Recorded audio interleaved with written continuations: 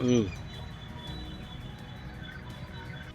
मौसमी तंत्र में एक बार फिर बदलाव हुआ है। राजस्थान में बारिश और ओलावृष्टि किसानों पर कहर बनकर टूटी है। जहां फसलों की कटाई के समय कई जिलों में हुई बारिश ने किसानों के लिए मुश्किलें पैदा कर दी। मिली जानकारी के मुताबिक 19 मार्च से सूबे के 1 दर्जन से ज्यादा जिलों में बारिश हुई। उसके बाद किसानों की तैयार फसलों को काफी नुकसान झेलना पड़ा है और कुछ इलाकों में किसानों की फसलें पूरी तरह से चौपट हो गई है। मौसम विभाग का कहना है कि अगले 2 दिन तक ये सिस्टम सक्रिय रहेगा। इसके बाद 21-22 मार्च को बारिश का दौर हल्का हो जाएगा।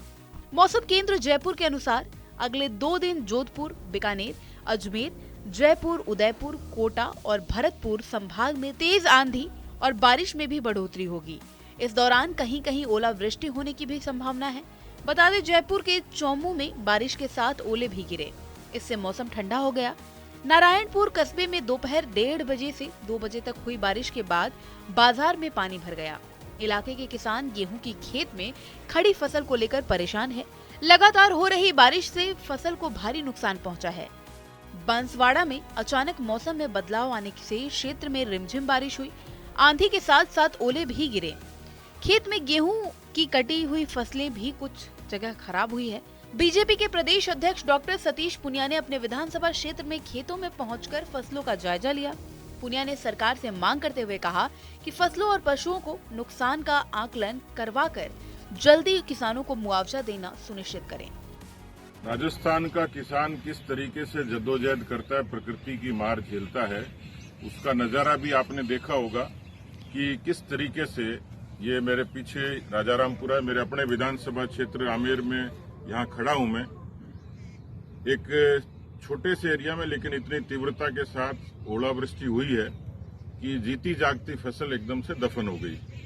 मैं अभी एक जगह दिखाऊंगा जहां एक किसान के लगभग 6 पशु दीवार गिरने से, उस अतिवृष्टि के कारण उसको नुकसान हुआ है।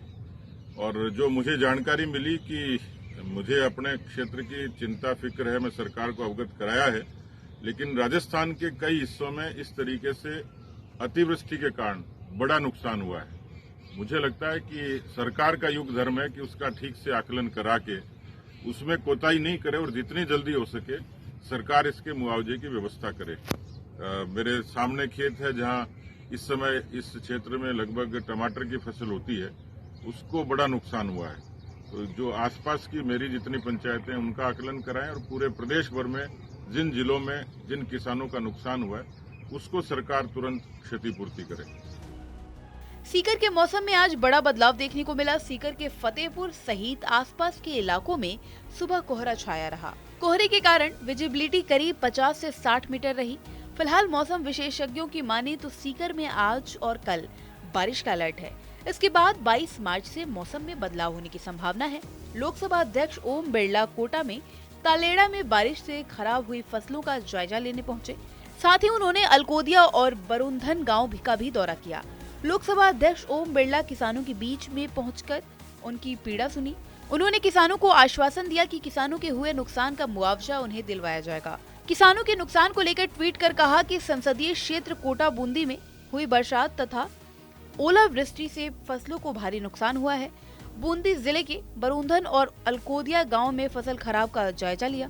किसानों को आश्वस्त किया कि इस घड़ी में हम सब उनके साथ हैं। अधिकारियों को जल्द सर्वे करवा किसानों को मुआवजा दिलवाने को कहा। साथ ही राज्य की पूर्व सीएम वसुंधरा राजे ने भी फसल खराब के नुकसान का आकलन कर सीएम गहलोत से मुआवजा देने की मांग उठाई है। राजे ने ट्वीट कर कहा कि पिछले दिनों प्रदेश भर में कई बार ओलावृष्टि और शुक्रवार और शनिवार को दर्जन भर जिलों में बारिश और ओलावृष्टि हुई, जिससे खेतों में खड़ी फसलों को काफी नुकसान हुआ है। ऐसे में प्रशासन को अलर्ट मोड पर रखते हुए सरकार उचित सहायता प्रदान करे।